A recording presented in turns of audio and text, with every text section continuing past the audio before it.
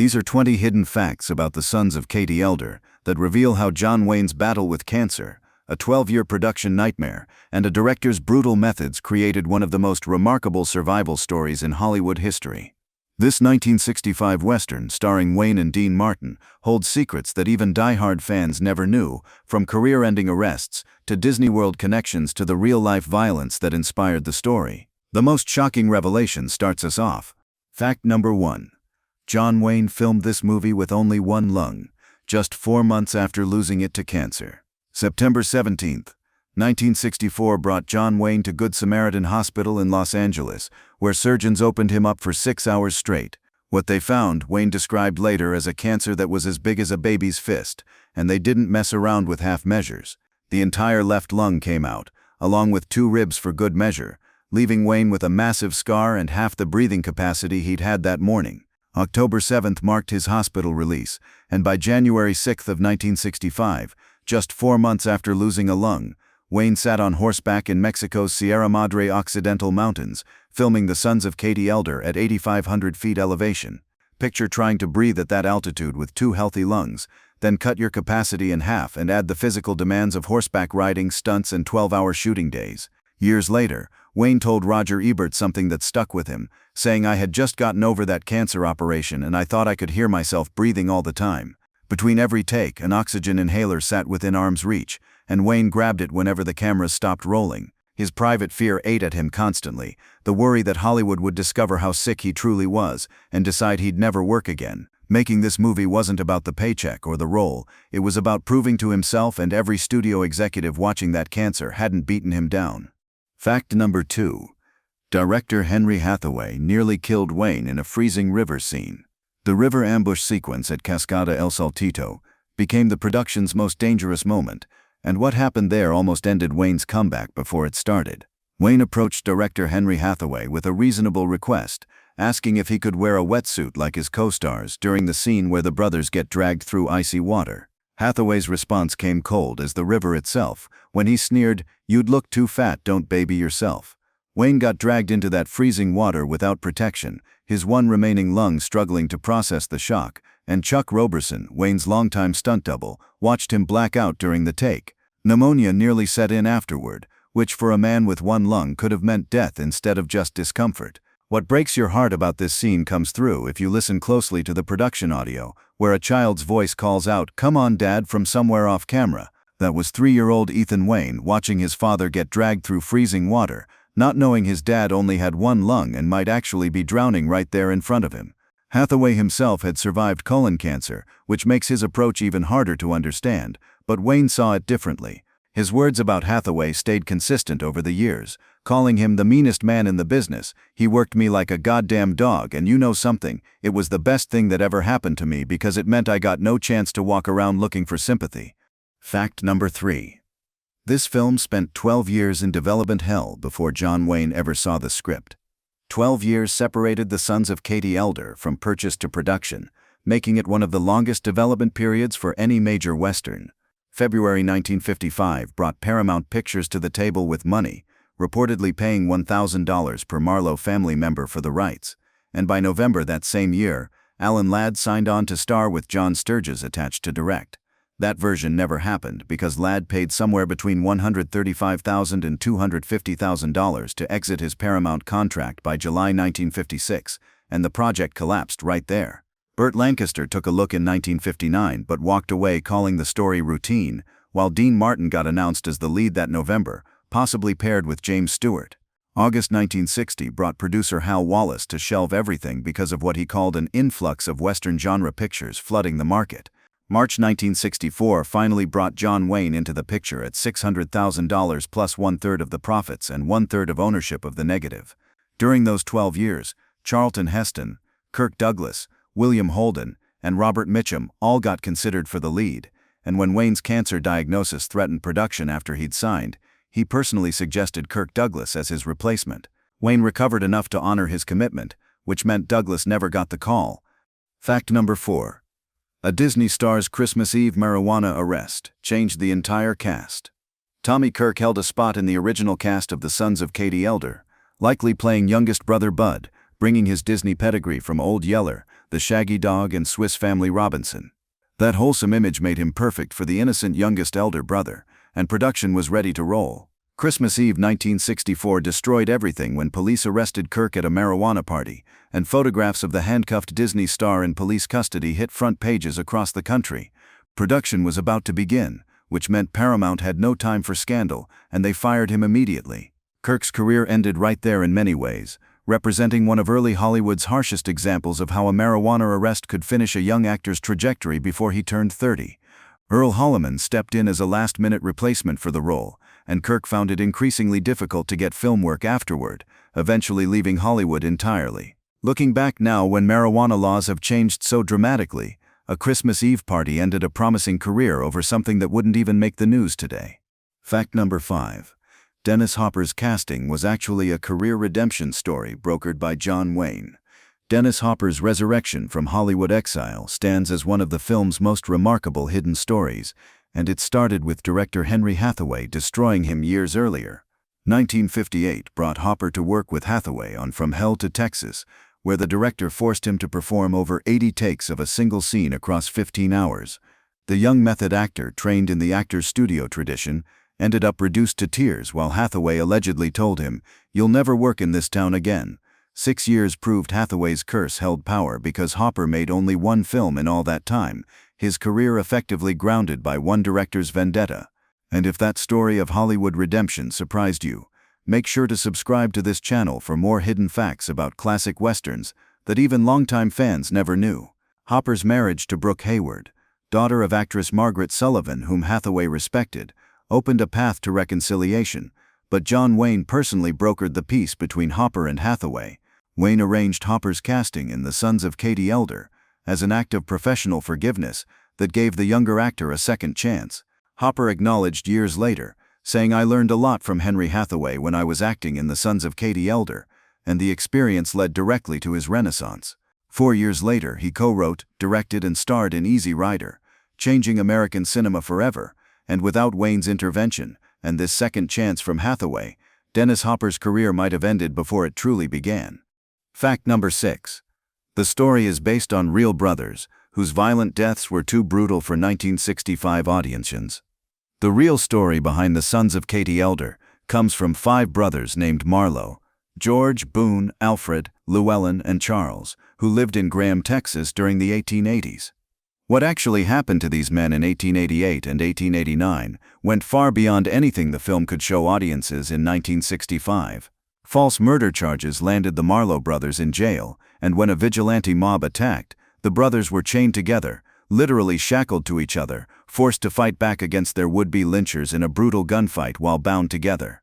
Screenwriter William H. Wright discovered Glenn Shirley's book The Fighting Marlowes in a used bookstore and became fascinated enough to purchase the rights, reportedly paying $1,000 to each surviving Marlowe family member. The city of Marlowe, Oklahoma carries the family name today, preserving their legacy and geography, but the filmmakers changed plenty of details. 5 brothers became 4, the violence got softened considerably, and Katie Elder emerged as a saintly mother figure when the real story focused more on the brothers' feud with corrupt law enforcement and vigilantes. Fact number 7. The name Katie Elder. References: Doc Holliday's famous companion, Big Nose Kate. Most viewers never connect the dots between Katie Elder and Mary Catherine Horney Cummings, better known as Big Nose Kate, who spent years as Doc Holliday's famous companion. Kate lived a colorful life as a Hungarian immigrant turned dancehall girl with a tempestuous relationship with the tubercular gunfighter. Producer Hal Wallace had previously made Gunfight at the OK Corral in 1957, which depicted Kate's story. So when developing The Sons of Katie Elder, the name wasn't chosen randomly, but served as a deliberate nod to Western history and Wallace's own filmography. The real Kate Elder lived until 1940, dying in Arizona at 89 years old, which means chronologically, while the film is set in the Old West era, the real woman whose name inspired the character would have been alive when many older viewers of this video were children. Fact number 8. The funeral hearse from the opening scene now sits at Walt Disney World. The opening of The Sons of Katie Elder shows 4 brothers returning to town for their mother's funeral, with that distinctive black hearse carrying Katie Elder's coffin through the streets of Clearwater. That hearse wasn't just a random prop built for the film and then tossed in a warehouse somewhere. That actual hearse, the one used in that memorable opening sequence, now has a second life at Walt Disney World in Florida, sitting in front of the Haunted Mansion attraction. Your next visit to that theme park brings you face to face with a piece of genuine Western film history when you walk past the Haunted Mansion.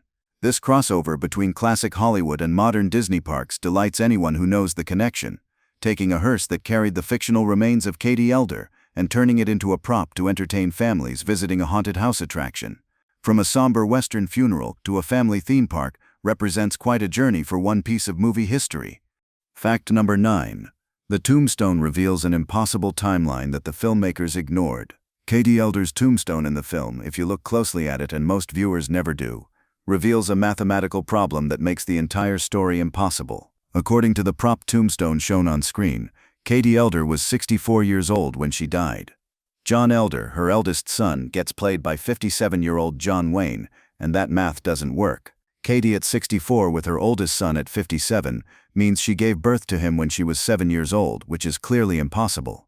This production oversight happened when different departments didn't communicate, with someone in the prop department deciding Katie should be in her 60s without checking the ages of the actors playing her sons. Or perhaps they noticed and simply decided audiences would never look that closely at a tombstone shown briefly on screen, and they were mostly right. For decades, this impossible timeline went unnoticed by all but the most eagle-eyed viewers, but now you know the entire premise of the film rests on a biological impossibility. Fact number 10. Johnny Cash recorded the theme song, but it doesn't appear in the actual movie. Composer Elmer Bernstein wrote a theme song called The Sons of Katie Elder, with lyrics by Ernie Sheldon, and Johnny Cash recorded a full version of this song. A Western starring John Wayne and Dean Martin with a theme song by Johnny Cash sounds like marketing gold that any studio would promote heavily. Watch The Sons of Katie Elder from beginning to end, and you'll never hear Johnny Cash's voice, because the song only appeared on the soundtrack LP that was released separately, never used in the actual movie itself. Bernstein's instrumental score runs throughout the film, but Cash's vocal version was reserved exclusively for the record. This practice was fairly common in the 1960s, recording popular artists singing movie themes for radio play and record sales even if the vocal version wasn't in the film. The missed opportunity still stands out though, and imagine how iconic that opening could have been, with Cash's distinctive voice introducing the story of the Elder brothers. Fact number 11. One character actor pulled double duty playing two different roles. Carl Swenson appeared in The Sons of Katie Elder twice despite the film having a budget of approximately $6.5 million, with some sources citing $3.19 million in production costs alone. Swenson, a familiar face to audiences of that era, played both Doc Isdell and the bartender. These weren't twins or a character in disguise, but two completely separate characters in different scenes, both played by the same recognizable actor. Once you notice it, you can't unsee it. Why a major production with a substantial budget resorted to this kind of double casting remains unclear, though perhaps Swenson was simply available and willing to take on both small roles. Maybe the filmmakers didn't think audiences would notice or care, or maybe it was a scheduling convenience since Swenson was already on location in Mexico, so why bring in another actor? Whatever the reason, it's the kind of production shortcut you'd expect from a low-budget Western, not a major Paramount picture starring two of Hollywood's biggest names. Fact number 12. An accidental injury was left in the final cut because it looked believable. The breakfast fight scene between John Wayne and Dean Martin contains a moment where Wayne punches Martin and then immediately grabs his hand in pain, letting out an audible ouch. Watch that scene again with this knowledge and you'll see it clear as day. Wayne clearly struck his hand on an open door during the choreographed fight, genuinely hurting himself and reacting instinctively, breaking character to acknowledge the pain. Most films would require another take to fix this obvious flub. Director Henry Hathaway looked at the footage and made an interesting decision, recognizing that the accident actually made the moment more believable by adding realism to the fight, because of course punching someone would hurt your hand. They left this unscripted, genuine moment of pain in the final cut of the film, and these little imperfections sometimes make classic films feel more authentic than modern, over-polished productions where every frame is perfect. Wayne's real pain became part of his character's experience. Fact number 13. The film's success led directly to John Wayne's only Academy Award. The relationship between John Wayne and director Henry Hathaway on The Sons of Katie Elder transformed both men, with Wayne later reflecting that Hathaway's brutal, unsympathetic approach during filming, especially given Wayne's cancer recovery, was therapeutic, maddening, painful, but therapeutic. This collaboration succeeded well enough to lead directly to their next project together, True Grit in 1969, which would earn Wayne his only Academy Award for Best Actor playing Rooster Cogburn.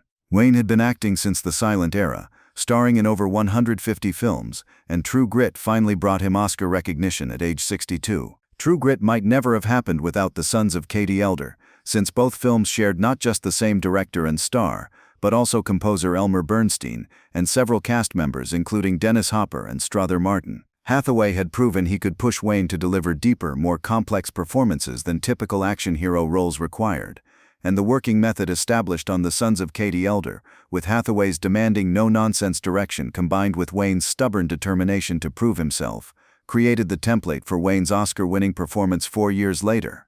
Fact number 14. The film was shot at the location that would become John Wayne's favorite filming spot. The Sons of Katie Elder marked the first John Wayne film shot in Durango, Mexico, with production using Chupaderos, Durango at 8,500 feet elevation to double as the fictional town of Clearwater, Texas. This might seem like just another location decision, but it started a tradition that would define the last decade of Wayne's Western films. After this experience, Wayne fell in love with Durango as a filming location, and despite the physical challenges it presented, especially for a man with one lung, he returned there repeatedly. From 1965 through 1973, Durango became Wayne's preferred location for westerns, making it as associated with his later career as Monument Valley had been with his earlier John Ford collaborations. The irony cuts deep because this location, which became so important to Wayne's legacy, nearly killed him during his first shoot there. The high altitude, the freezing river, the physical demands all pushed him to his limits, yet he came back again and again, perhaps because surviving that first Durango shoot proved to him that he could handle anything. Fact number 15. Dean Martin understood something about John Wayne that few others did. Dean Martin and John Wayne carried very different public personas, with Martin as the smooth, laid-back crooner and comedian, while Wayne played the tough, stoic Western hero. Working together on The Sons of Katie Elder gave Martin a view of Wayne that impressed him deeply. Martin put it this way years later, saying someone else would have laid around feeling sorry for himself for a year, but Duke, he just doesn't know how to be sick. This wasn't just an offhand compliment thrown out in some interview, because Martin was on set every day watching Wayne struggle to breathe at high altitude, seeing him get dragged through freezing water with one lung, witnessing the oxygen inhaler between takes. Martin understood that Wayne's performance in The Sons of Katie Elder wasn't just acting but an act of will, because Wayne literally couldn't afford to acknowledge weakness or pain, since doing so might end his career. The tough guy persona that Wayne had cultivated over decades had become a survival mechanism, and this mutual respect between the two stars comes through in their on-screen chemistry. Watch their scenes together and you're seeing two professionals who genuinely liked and admired each other, even as they came from completely different corners of the entertainment world. Fact number 16. A famous journalist visited the set and wrote one of the most important essays about John Wayne. Joan Didion, who would become one of America's most celebrated essayists, visited the set of The Sons of Katie Elder during production, and what she witnessed there became the basis for John Wayne: A Love Song, first published in the Saturday Evening Post and later included in her landmark essay collection, Slouching Towards Bethlehem. Didion observed the production with a writer's eye for detail and meaning, writing in Vogue a review that captured something essential about the film's appeal, saying, "I like the country, and I like John Wayne, and I like Dean Martin, and I like gunfights. If you don't bother." This wasn't dismissive but honest about what the film offered and who would appreciate it. Her longer essay about Wayne, born from this set visit, became one of the most insightful pieces ever written about his screen persona and cultural significance. She was there during some of the film's most difficult moments, watching a sick man push himself to complete a physically demanding film, and that observation informed her understanding of Wayne as more than just a movie star, but a symbol of American persistence and self-mythology. For fans of classic westerns and John Wayne specifically, Didion's essay remains essential reading, offering context and depth to films like The Sons of Katie Elder that might otherwise be dismissed as simple action pictures. Fact number 17. The film's box office success was massive but overshadowed by other westerns. $13.3 million in domestic box office came from The Sons of Katie Elder when it was released in 1965, and in today's money, adjusting for inflation, that would be well over $100 million. By any measure, this was a major commercial success for Paramount Pictures. The film ranked somewhere between 13th and 15th among all 1965 releases, with exact rankings varying by source, while foreign earnings reportedly matched domestic returns, making the worldwide total around $26 million against a $6.5 million budget. This kind of return made everyone involved very happy, especially John Wayne, who had negotiated one-third of the profits in addition to his $600,000 salary.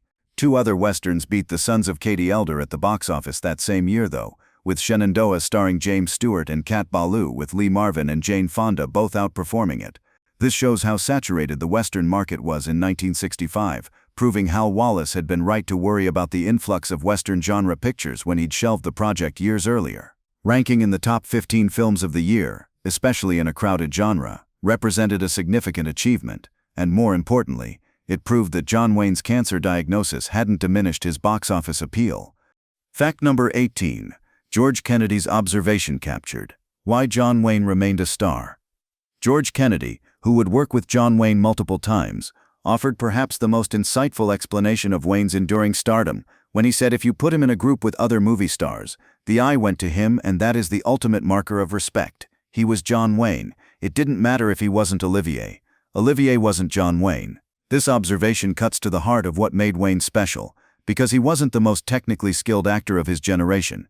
He wasn't a chameleon who disappeared into diverse roles, and he didn't have classical training like Laurence Olivier, or method training like Marlon Brando. Wayne had presence though, and when he appeared on screen, everything else became secondary. This quality, often called star power in industry terms, can't be taught or learned. You either have it or you don't. Kennedy recognized that even among other major stars, Wayne possessed this quality to an extraordinary degree, and in The Sons of Katie Elder, this presence is especially powerful because of what was happening behind the scenes. Every scene where Wayne commands the screen, we now know he was fighting for breath, struggling with pain and proving something to himself and the world, and that internal struggle somehow amplified his natural charisma, making his performance even more compelling. Fact number 19. The film received a modern remake that most fans don't realize exists. Paramount Pictures released Four Brothers in 2005, directed by John Singleton and starring Mark Wahlberg, Tyrese Gibson, Andre 3000, and Garrett Hedlund. The studio marketed it as an original story, but it's actually a loose contemporary remake of The Sons of Katie Elder. The premise stays nearly identical, with four adopted brothers returning home after their mother's murder to seek revenge against those responsible. Instead of the Old West town of Clearwater, the story got set in modern Detroit, and instead of Western gunfights, there are urban shootouts, but the core story of brothers avenging their mother remains the same. Most viewers of Four Brothers never realized they were watching an updated version of a John Wayne Western, because the urban setting, hip-hop soundtrack, and contemporary racial dynamics made it feel like something completely new. Screenwriter David Elliott and director John Singleton were consciously adapting the structure of The Sons of Katie Elder for a 21st century audience though, and this kind of hidden remake is fairly common in Hollywood, taking the structure of a classic film and transplanting it to a different time and setting. Four Brothers earned over $92 million worldwide, proving that the basic story of The Sons of Katie Elder still resonated with audiences 40 years later. Fact number 20. Critical reception recognized the film as something more than a typical Western. July 1, 1965 brought The Sons of Katie Elder to theaters, and critics gave it surprisingly strong reviews.